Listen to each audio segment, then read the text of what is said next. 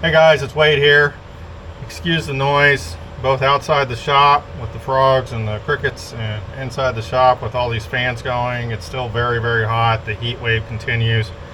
But I've got most of my personal domestic duties done. Took about 4, 5, 6 weeks off because it's just been so persistently hot. I'm just sweating like a dog right now.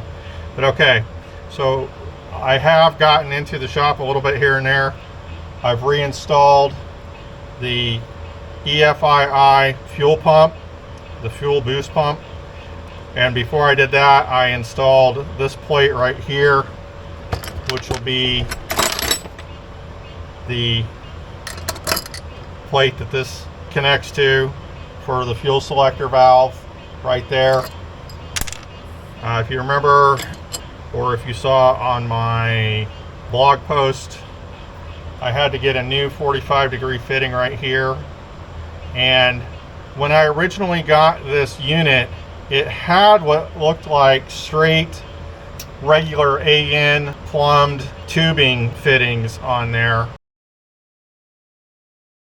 And so that's what I thought that was going in there, was just regular AN fittings. In other words, MPT pipe fittings, but these are not MPTs. And so I tried to use a 45-degree same thing, an MPT 45-degree blue aluminum fitting to connect. This is the tube that goes back to the engine fuel pump, and that was not correct. And so I had to do a little bit of research to figure out what this was.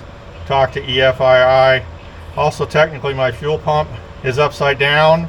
The original pictures that they showed in their literature showed it like this, or at least I construed it to be like this. I think I saw one RV that had it like this as well, one of the Vans guys, with the smaller cylinder up front or on top, and then the larger cylinder below. Technically this should be flipped, inverted as it is. And that, when I talked to EFII, it's not a big deal. He just said it might take a second or 3 longer for it to prime. So if it's already primed, it shouldn't be an issue anyway. But we're not talking, it's not a deal breaker.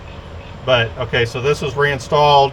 This fitting that I had to special order, 45 degrees, it's installed and in. And what I'm doing right now, I've already put about 1.5 of these syringes, which this is, I don't know what it's for, but I think I got it at the auto parts store.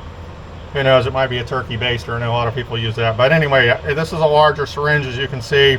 I've already put 1.5 of these that you see now. I've put it in there. Now I had to double check and make sure my circuitry was right, because I'm getting continuity on both the positive and negative posts, which is very strange. But I went ahead and fired it up, thought I might pop a fuse. It was fine. I checked it really quickly, just half a second on and off, but it was enough where I could hear a little bit of a not smooth sound. So I don't think half a second to a second is going to hurt it.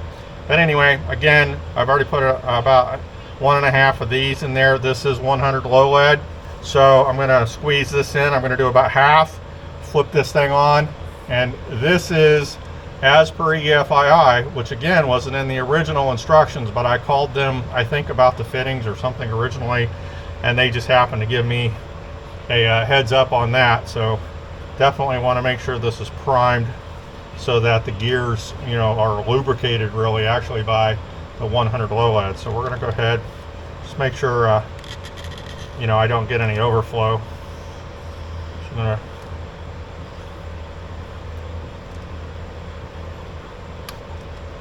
So we're going to flip this switch right here. This is the fuel pump switch. Again, I know it's loud in here, but hopefully you'll be able to hear it.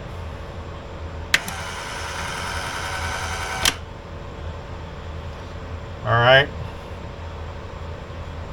It's not nearly as loud as I thought it was going to be.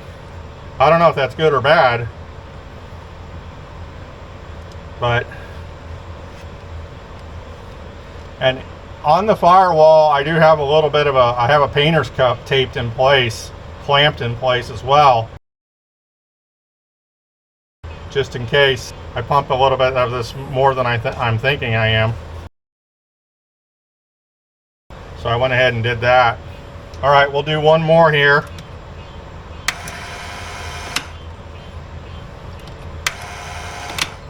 It's sounding pretty smooth now, and I'm going to call this primed. So that's one more task off the checklist. I'm going to remove this here and put this original guy in right here. This setup and this configuration right here fits perfectly when I angle it. And this is the outlet side of this fuel selector valve, clearly. And these are the two that come in, the tubes from the thigh support sump. I am going to bend this tube, bring it out farther, and do a little bit more of a 90 degree, and then I'm actually going to have a valve on one side.